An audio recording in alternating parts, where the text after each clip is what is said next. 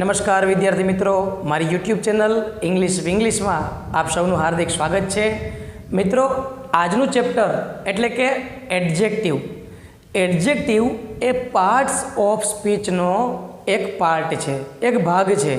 સ્પીચના કુલ 8 ભાગ છે: noun, pronoun, verb, adverb, adjective, conjunction, preposition અને ઇન્ટરજેક્શન. તો આ 8 ભાગમાંથી એક ભાગ એટલે કે એડજેક્ટિવ. તો આજે આપણે આ વિડીયોમાં એડજેક્ટિવ વિશે ડિટેલમાં અભ્યાસ કરવાનો છે, બરાબર? તો ચાલો આપણે શરૂઆત કરીએ. આપણું પહેલું ચેપ્ટર જે છે એડજેક્ટિવ, ખરેખર ચોથું ચેપ્ટર કઈ રીતે, તો કે પાર્ટ્સ ઓફ સ્પીચને આધારે. હવે એડજેક્ટિવ એટલે શું, આપણને પહેલાં જ પ્રશ્ન થાય. જેના વિશે આપણે ભણીએ છીએ એનો અર્થ શું થાય એ તો આપણને ખબર હોવી જોઈએ ને, બરાબર? તો આપણે જોઈએ એડજેક્ટિવ તો કે કોઈ પણ પ્રકારના નામ કે સર્વનામના અર્થમાં વધારો કરે તેવા શબ્દોને વિશેષણ કહે છે. એટલે કે એડજેક્ટિવને ગુજરાતીમાં શું કહેવાય? વિશેષણ, બરાબર? કે કોઈ શબ્દ હોય, નામ હોય કે સર્વનામ હોય, એના અર્થમાં વધારો કરતા શબ્દને વિશેષણ કહેવામાં આવે છે. એક્ઝામ્પલ તરીકે જોઈએ, આ સિમ્પલ વાક્ય છે કે Ram is a boy. Ram એક છોકરો છે. તો આમાં કંઈ વિશેષણનો ઉપયોગ નથી થયો, છતાંય વાક્ય તો બન્યું છે. પણ એમાં નામ કોણ છે? બોય છે ખરી, રામ છે એ બોય છે, પણ કેવો છોકરો છે? તો એના અર્થમાં જે વધારો બતાવતો શબ્દ હોય ને એને એડજેક્ટિવ કહેવાય. જેમ કે Ram is A handsome boy. તો આ હેન્ડસમ શબ્દ છે એ નામના અર્થમાં શું કરે છે? વધારો કરે છે, બરાબર? એટલે નામના અર્થમાં વધારો કરતા શબ્દને કહેવાય છે વિશેષણ, એટલે કે એડજેક્ટિવ. સ્થાન, હવે એડજેક્ટિવનું સ્થાન કઈ જગ્યાએ આવે છે? તો જો આ વાક્ય ઉપર તમને ખ્યાલ આવશે કે she is A beautiful woman. હવે અહીંયા તમે વુમન જોશો ને તો એ શું છે? નામ છે. એની પહેલાં અને ઇઝ છે ને એ ક્રિયાપદ છે, એટલે ક્રિયાપદ પછી અને નામની પહેલાં એડજેક્ટિવ હોય છે. એટલે એડજેક્ટિવ છે ને મોટે ભાગે નામની આગળ તમને જોવા મળે છે. તો આ હતી એડજેક્ટિવના સ્થાનની વાત. ત્યાર પછી આપણે એના પ્રકારો જોશું મિત્રો, કે આપણે કુલ કેટલા પ્રકારના જોવાના છે એડજેક્ટિવના. તો કાઇન્ડ્સ ઓફ એડજેક્ટિવ, એડજેક્ટિવના પ્રકારો. જો સ્પર્ધાત્મક પરીક્ષાઓ જેટલી હોય છે, ટાટ છે, ટેટ છે, બરાબર છે, જીપીએસસી છે, યુપીએસસી છે, પછી બેન્કિંગની એક્ઝામ આવે, તલાટીની એક્ઝામ આવે, એ બધા માટે આ ચેપ્ટર ખૂબ અગત્યનું છે. તો કે એડજેક્ટિવ ઓફ ક્વોલિટી. ક્વોલિટી એટલે શું થાય ખબર?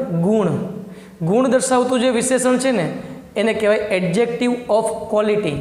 એડજેક્ટિવ ઓફ ક્વોન્ટિટી, ત્યાર પછી adjective of number, demonstrative adjective, distributive adjective, interrogative adjective અને લાસ્ટ છે પોઝેસિવ એડજેક્ટિવ.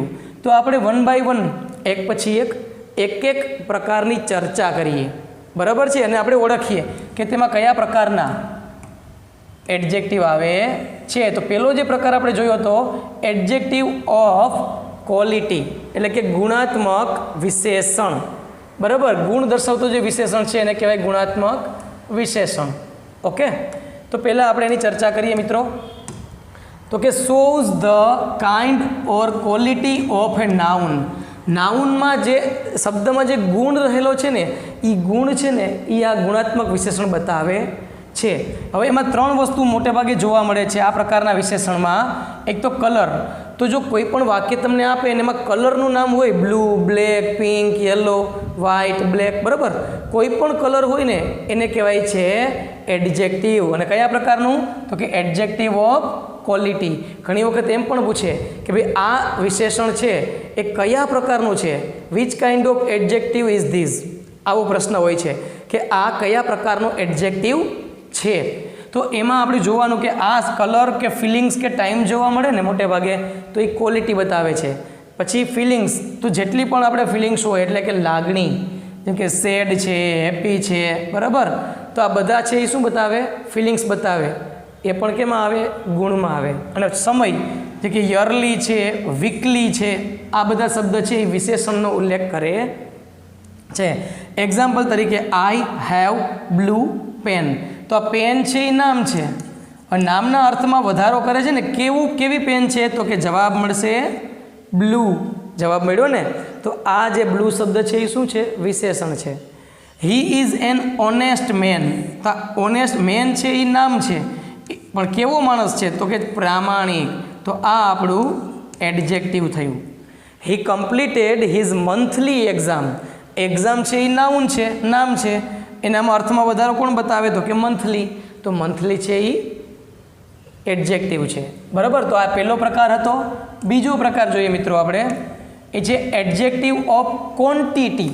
ક્વોન્ટિટી એટલે કે જથ્થો, એટલે કે શું બતાવે છે? How much of something. How much એટલે એક વસ્તુ ધ્યાન રાખજો, એડજેક્ટિવ ઓફ ક્વોન્ટિટી છે ને એ ગણી ન શકાય ને એવા નામની આગળ આવે છે. એટલે કે અનકાઉન્ટેબલ. કેવા? અનકાઉન્ટેબલ. આ પ્રકારના નામની આગળ જ એડજેક્ટિવ ઓફ ક્વોન્ટિટી આવે છે. બરાબર. જેના શબ્દ છે સમ, ફૂલ, ઇનફ, લિટલ, વોલ. આ બધા શબ્દ મોટે ભાગે જોવા મળે છે. જેમ કે જુઓ, આઈ હેવ સમ મની. હવે મની શબ્દ છે ને એમાં મોટા ભાગના વિદ્યાર્થીઓ ભૂલ ખાઈ જાય છે. જો રૂપીસ કે પૈસા શબ્દ આવે ને તો એ કાઉન્ટેબલ છે, યાદ રાખજો, એ ગણી શકાય. પણ મની શબ્દને ગણી શકાતો નથી. એટલે મની હોય ને એ અનકાઉન્ટેબલ છે, ન ગણી શકાય તેવું ખાસ ધ્યાન આપજો. બરાબર. એટલે મારી પાસે થોડા મની છે, જો પૈસા કે રૂપિયા હોય તો કાઉન્ટેબલ છે. મોહન અર્ન્ડ ઇનફ મની, ફરીવાર મની શબ્દ આવ્યો, એ અનકાઉન્ટેબલ છે. અને આ એડજેક્ટિવ ક્વોન્ટિટી છે ને એ આ અનકાઉન્ટેબલ જે શબ્દ હોય છે ને, નામ હોય એની આગળ જ લાગે. એટલે ઇનફ એટલે પૂરતું. સી એટ હોલ કેક, આખી કેક એ ખાઈ ગયો. તો કેક છે એ શું છે તો કે નામ છે. બરાબર. અને એના અર્થમાં વધારો કોણ કરે તો કે ઓલ. કેવી કેક તો કે આખી. જવાબ મળ્યો. એટલા માટે એ કેવું છે? વિશેષણ છે. પણ કેવું તો કે પરિમાણવાચક. પરિમાણ એટલે કે એક જથ્થો. બરાબર છે. પરિમાણનો અર્થ થાય છે જથ્થો. ત્યાર પછી આપણે આગળ વધીએ. ત્રીજો પ્રકાર છે મિત્રો એડજેક્ટિવ ઓફ નંબર. હવે નંબર એટલે આ કાઉન્ટેબલમાં આવશે, ઓલું કેવું હતું? અનકાઉન્ટેબલ. તો આ વસ્તુ છે એ કાઉન્ટેબલમાં આવશે. એટલે કે શોઝ હાઉ મેની. જો હાઉ મેની શબ્દ પણ આવ્યો. હાઉ મેની વડે પ્રશ્ન ક્યારે બને તો કે જ્યારે વસ્તુ ગણી શકાય ને ત્યારે. How many of thing or person, કેટલા વ્યક્તિ છે કે કેટલી વસ્તુ છે ને એ બતાવે છે. કોણ તો કે એડજેક્ટિવ ઓફ નંબર. અને કાઉન્ટેબલ નામની આગળ જ લાગે. તો એમાં ત્રણ વસ્તુ છે આ સંખ્યા ગણી શકાય તો કે ડેફિનેટ નંબર એટલે કે ચોક્કસ સંખ્યા, જેમ કે 1 2 3 4 5 એને કહેવાય છે ડેફિનેટ નંબર. તો આ નંબરની આ નંબર છે ને એ બધા કેવા છે તો કે એડજેક્ટિવ ઓફ નંબર છે. ઇનડેફિનેટ નંબર એટલે કે અચોક્કસ. હવે આ વસ્તુ ગણી શકાતી હોય પણ ચોક્કસ સંખ્યા ન આપે. જેમ કે એમ કે મેની, તો મેની એટલે ઘણા. બરાબર. Many students are in the class. ક્લાસમાં ઘણા વિદ્યાર્થીઓ છે. બરાબર. પણ એ ગણી શકાય કે નહીં? ગણી શકાય ને, તો એને કહેવાય કાઉન્ટેબલ. તો આ મેની શબ્દ છે, સેવરલ એટલે પણ ઘણા થાય. તો આ શબ્દ છે એ કાઉન્ટેબલ છે અને સંખ્યાવાચક વિશેષણ કહેવાય. પછી ઓર્ડિનલ નંબર. હવે ઓર્ડિનલ નંબર કોને કહેવાય તો કે જે આપણે કહીએ ને પહેલું, બીજું, ત્રીજું, 1 2 3 નહીં હો, પહેલું, બીજું, ત્રીજું, એને કહેવાય ઓર્ડિનલ નંબર. તો ઓર્ડિનલ નંબર જેટલા છે ફર્સ્ટ, સેકન્ડ, થર્ડ, ફોર્થ એ બધા વિશેષણ છે એડજેક્ટિવ ઓફ નંબર એટલે કે સંખ્યાવાચક વિશેષણ. અને એ હંમેશા કાઉન્ટેબલ આગળ જ આવે. જુઓ અહીંયા જુઓ ટુ શબ્દ છે, તો આ પેન્સ છે એ કાઉન્ટેબલ છે કે નહીં? આ નામ છે એ ગણી શકાય એવું નામ છે. મેની પીપલ કેમ, તો એ પીપલ શબ્દ છે એ પીપલ શબ્દ કેવો છે તો કે ગણી શકાય એવું, તો એની આગળ મેની છે. તો આ આપણું એડજેક્ટિવ છે. અહીંયા ટુ શબ્દ એડજેક્ટિવ છે. This is my second attempt, તો એટેમ્પ્ટ છે એ નામ છે પણ ગણી શકાય કે નહીં? પહેલો પ્રયત્ન, બીજો પ્રયત્ન. તો આ સેકન્ડ શબ્દ છે એ આપણા માટે શું છે? એડજેક્ટિવ. ખ્યાલ આવી ગયો બધાને? ઓકે. આગળ વધીએ આપણે. ચોથો પ્રકાર છે ડેમોન્સ્ટ્રેટિવ, દર્શક. જે આપણે બધા કહીએ ને કે આ તે પેલા એને દર્શક કહેવાય. શું કહીએ? દર્શક. એટલે કે ડેમોન્સ્ટ્રેટિવ એડજેક્ટિવ. તો એ શું બતાવે છે? તો કે પોઈન્ટ્સ આઉટ એ પર્ટિક્યુલર નાઉન, એક ચોક્કસ નામનો નિર્દેશ કરે છે. બરાબર. હવે એના માટે શબ્દ 4 છે, ધીસ અને ધેટ જે એક વચનમાં આવે છે, ધીઝ અને ધોઝ બહુવચનમાં આવે છે. નજીકની વસ્તુ હોય તો ધીસ અને ધીઝ આવે, દૂરની વસ્તુ હોય તો ધેટ અને ધોઝ આવે. બરાબર. તો એ નામની સાથે જે આ દર્શક જે વિશેષણ છે ને એના હારે જે નામ હોય ને એનો નિર્દેશ કરે. જેમ કે ધીસ બુક ઇઝ માઇન. તો અહીંયા બુક શબ્દ છે એ શું છે? તો કે નામ છે અને એના અર્થમાં વધારો કોણ બતાવે? તો કે ધીસ. તો આ આપણું એડજેક્ટિવ થાય. અહીંયા ધેટ શબ્દ, that house is old. These pens are red. તો ધીઝ શબ્દ છે એ એડજેક્ટિવ છે અને ધોઝ બોયઝ આર પ્લેઇંગ. બરાબર, તે બાળકો રમી રહ્યા છે. તો ધોઝ છે એ એડજેક્ટિવ. કયા પ્રકારનું? તો કે ડેમોન્સ્ટ્રેટિવ એડજેક્ટિવ, દર્શક વિશેષણ. ચાલો પાંચમો પ્રકાર જોઈએ મિત્રો આપણે, ડિસ્ટ્રીબ્યુટિવ એડજેક્ટિવ એટલે કે વિભાજક વિશેષણ. શબ્દ ઉપરથી જ ખ્યાલ આવી જાય. એ શું કામ કરે? તો કે વિભાજન કરવાનું, ભાગલા પાડો અને રાજ કરો. બરાબર. તો એવા શબ્દ કયા? તો કે refers to each one of A group individually, એટલે એક એક ગ્રુપને વ્યક્તિગત બતાવે છે. એના માટે શબ્દ કયા? તો કે ઈચ. ઈચ એટલે શું થાય મિત્રો ખબર છે?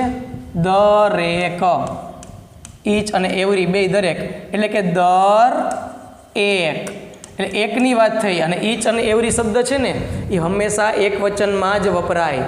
એની હારે હંમેશા ક્રિયાપદ છે ને એક વચનનું જ આવે. આઈધર એટલે એક, બેમાંથી એક. નાઈધર એટલે એક પણ નહીં. બોથ ઓફ એટલે બંને. અને અનધર એટલે બીજા. તો અલગ અલગ ગ્રુપની વહેંચણી કરે છે કોણ? Distributive adjective. બરાબર છે. તો ચાલો જોઈએ. Each student must participate. તો અહીંયા જો સ્ટુડન્ટ છે ને એ નામ છે અને એના અર્થમાં વધારો કોણ કરે? તો કે ઈચ, એટલે કે નામની આગળ આવેલું હોય. તો આ આપણું છે એડજેક્ટિવ. કયા પ્રકારનું? તો કે ડિસ્ટ્રીબ્યુટિવ એડજેક્ટિવ. એવરી ચાઇલ્ડ નીડ્સ લવ. દરેક બાળકને પ્રેમની જરૂર હોય છે. તો ચાઇલ્ડ શબ્દ છે ને એ નામ છે અને એવરી છે એ આપણું વિશેષણ છે.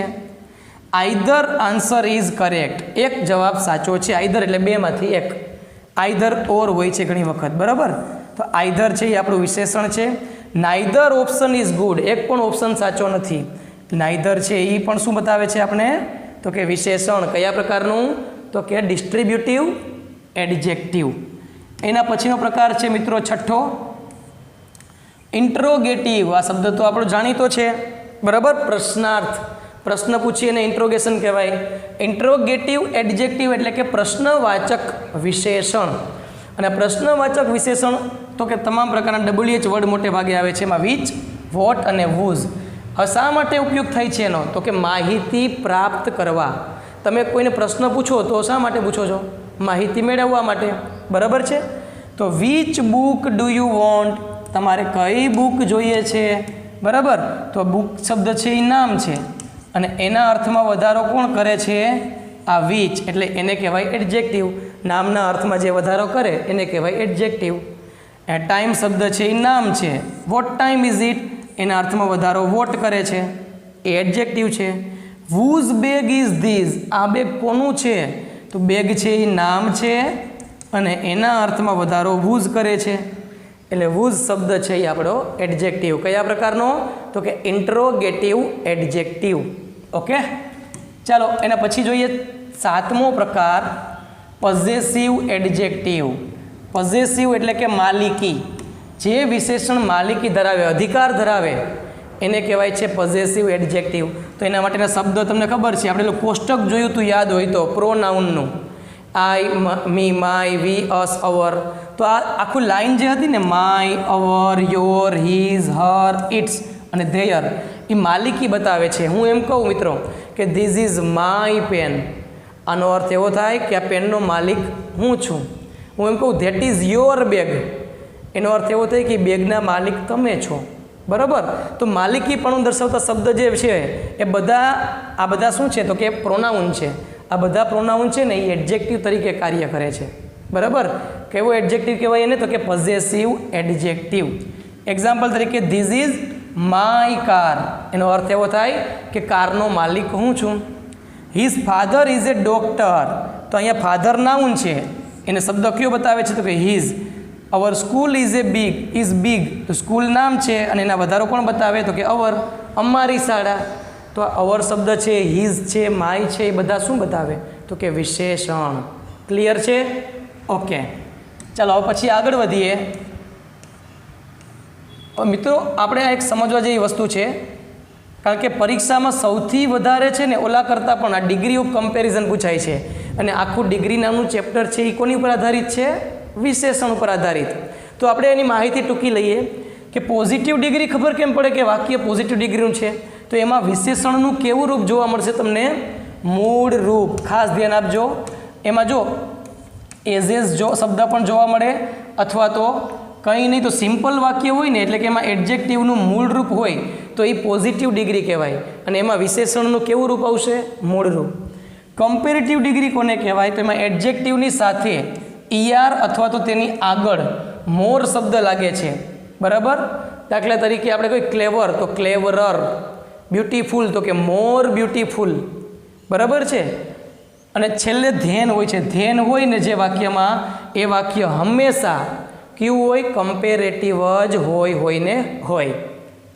પછી વાત કરીએ સુપરલેટિવની, તો એમાં ખાલી જગ્યાની પહેલાં ધ જોવા મળે અને વિશેષણ પાછળ શું લાગે? ઈએસટી અથવા તો એને મોસ્ટ લાગે. બરાબર છે. જો સુપરલેટિવ હોય તો ક્લેવર હોય તો ક્લેવરેસ્ટ, બરાબર થઈ જાય છે. અથવા તો બ્યુટીફુલ હોય તો એમ ના કહેવાય કે ભાઈ બ્યુટીફુલેસ્ટ, એને કહેવાય મોસ્ટ બ્યુટીફુલ. બરાબર. એટલે આ નાનો શબ્દ હોય તો એને ઈઆર અને ઈએસટી લાગે, અને મોટો શબ્દ હોય જેને કહેવાય કે મોર સિલેબસ, ડાયસિલેબિક હોય છે, તો એમાં લાગે છે મોર અથવા તો મોસ્ટ. બરાબર. એનું એક્ઝામ્પલ આપ્યું છે અહીંયા. હવે ઇરરેગ્યુલર એડજેક્ટિવ આપ્યા છે, યાદ રાખવા પડે. જેમ કે ગુડ હોય, પોઝિટિવ ગુડ હોય, તેનું કમ્પેરેટિવ થાય બેટર અને સુપરલેટિવ થાય ધ બેસ્ટ. જે બેડ હોય બેડ તો એનું થાય વર્સ અને વર્સ્ટ. આ શબ્દ છે એ તમારે ખાસ યાદ રાખવાના. બરાબર. તો આ હતું ડિગ્રીની વાત. હવે આપણે પરીક્ષામાં પૂછાયેલા પ્રશ્નો સોલ્વ કરીએ, એટલે તમને એમ થઈ જાય કે ભાઈ આ તો બહુ સહેલા છે, મને ઇઝીલી આવડે. ચાલો જોઈએ. પહેલું કે in the movie was very ખાલી જગ્યા. આ એક્ઝામમાં પૂછાયેલો પ્રશ્ન છે મિત્રો ખાસ. હવે મૂવી કેવી છે? તો જો શબ્દ આપણે વિશેષણ મૂકવાનું છે તો વિશેષણ છે એ મોટે ભાગે જુઓ તમે શબ્દ જુઓ ને તો મૂળરૂપ આપ્યું છે. આપ્યું ને? ભૂતકાળ તો છે નહીં, આઈએનજી વાળું ક્રિયાપદ નહીં આવે, બે શબ્દ સરખા છે. સોરી, આ બંને શબ્દ છે વિશેષણ છે, કારણ કે વિશેષણને આઈએનજી, જો કોઈ પણ ક્રિયાપદ હોય ને અને એનું વિશેષણમાં રૂપાંતર કરવું હોય ને તેને આઈએનજી લાગી જાય. બરાબર છે. તો આમાં આવશે the movie was very interesting, એટલે સી અને ડી બંને સાચા પડે. હી ઇઝ ધ, હવે ધ આવ્યો એટલે હું જવાબ ફાઇનલ કરી નાખું કે નહીં? કે સુપરલેટિવ હોય, અને સુપરલેટિવ હોય ને તો કાં ઈએસટી લાગે ને કાં મોસ્ટ લાગે. તો જો આ ઈએસટી વાળું મળી ગયું મને, tallest. This is a very ખાલી જગ્યા મેટર. આ ખૂબ જ કેવી મેટર છે? ગંભીર બાબત છે ભાઈ. તો જો આ મોર શબ્દ તો કમ્પેરેટિવમાં આવે, મોસ્ટ શબ્દ પણ આવે નહીં, સુપરલેટિવમાં હોય. એલવાય છે એને એડવર્બ કહેવાય મોટે ભાગે. તો વધ્યું એક જ સિરિયસ, સિરિયસ મેટર. જો એલવાય વાળા હોય ને એ બધા મોટે ભાગે એડવર્બ હોય. આની પહેલાં આપણે આ ચેપ્ટર શીખી ગયા છે, જેનો સંપૂર્ણ વિડીયો મેં ચેનલ ઉપર અપલોડ કરેલો છે. ચોથું, સી હેઝ ખાલી જગ્યા ફ્રેન્ડ્સ. તો જો ફ્રેન્ડ્સને તો ગણી શકાય, આ ગણી શકાય કે ન ગણી શકાય એની ઉપર આવી ગયું. કાઉન્ટેબલ અનકાઉન્ટેબલ આપણે શીખ્યા હતા. તો મિત્રને ગણી શકાય, તો ગણી શકાય એના માટે શબ્દ આમાં કયા છે? તો કે આ ન ગણી શકાય, ન ગણી શકાય, ન ગણી શકાય. એક જ વધ્યું, ફ્યુ. આપણો જવાબ છે ફ્યુ. એના પછી પ્રશ્ન જોઈએ મિત્રો. હી મેડ ખાલી જગ્યા ડિસિઝન. તેણે ડિસિઝન કેવો કર્યો? જો એના ઉપર છે. બરાબર. તો વાઇઝલી તો એડવર્બ છે એટલે ન આવે. વિઝડમ શબ્દ નહીં, ઈઆર વાળું ન આવે. Wise decision. આ આપણો જવાબ સાચો છે. આ કેવું વિશેષણ છે? સ્ટાર્ટિંગમાં જોયું હતું ને આપણે, ગુણ. બરાબર. Quality, adverb of quality. She is ખાલી જગ્યા ધેન. ધેન છે કમ્પેરેટિવમાં હોય તો કાં મોર આવે કાં ઈઆર આવે. તો આપણો જવાબ છે મોર વાળું. ત્રીજું, the room is too, TOO અને આ ટુ હોય ને એની વચ્ચે હંમેશા વિશેષણનું મૂળ રૂપ આવે. તો ILY વાળું આવે નહીં. મૂળ રૂપ કયું છે તો કે નોઇઝી. બરાબર, આ જવાબ આપણો સાચો છે. હી હેઝ ખાલી જગ્યા મની લેફ્ટ. હવે મની શબ્દ હમણાં વાત થઈ હતી, એ ગણી શકાય નહીં. તો અનકાઉન્ટેબલ આમાંથી કયા છે જે ગણી શકાય નહીં? જો આ ફ્યુ ના બધા ને ગણી શકાય એમાં આવે. એટલે આપણો જવાબ છે લિટલ. એ ગણી શકાય નહીં એમાં આવે લિટલ અને અ લિટલ. ઓકે, એના પછીનું પેજ જોઈએ મિત્રો આપણે. RRBની એક્ઝામમાં પૂછાયેલા પ્રશ્નો જોઈએ. RRB એટલે શું ખબર? રેલવેના જે હોય ને એ રેલવે UPSC અને GPSC એટલે કે સૌથી અઘરામાં અઘરી પરીક્ષા કહેવાય મિત્રો. એમાં પણ આ ચેપ્ટરમાંથી પૂછાયેલું છે.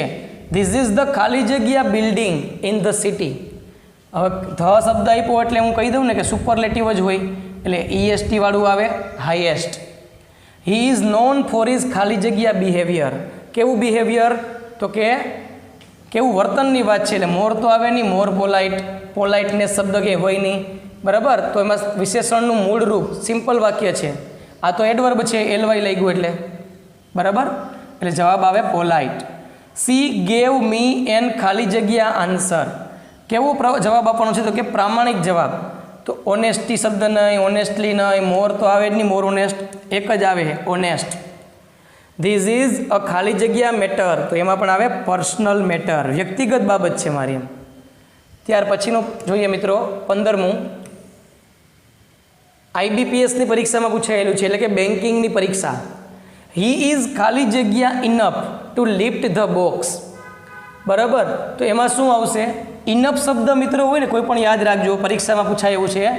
ઇનફ શબ્દની આગળ હંમેશા વિશેષણનું મૂળ રૂપ આવે એટલે કે સ્ટ્રોંગ. આ જવાબ આપણો સાચો છે. ધ ટેસ્ટ વોઝ ખાલી જગ્યા ધેન. હવે ધેન એટલે કમ્પેરેટિવ ડિગ્રી છે એટલે ER વાળું મારે ગોતવું પડે અથવા મોર વાળું ગોતવું પડે.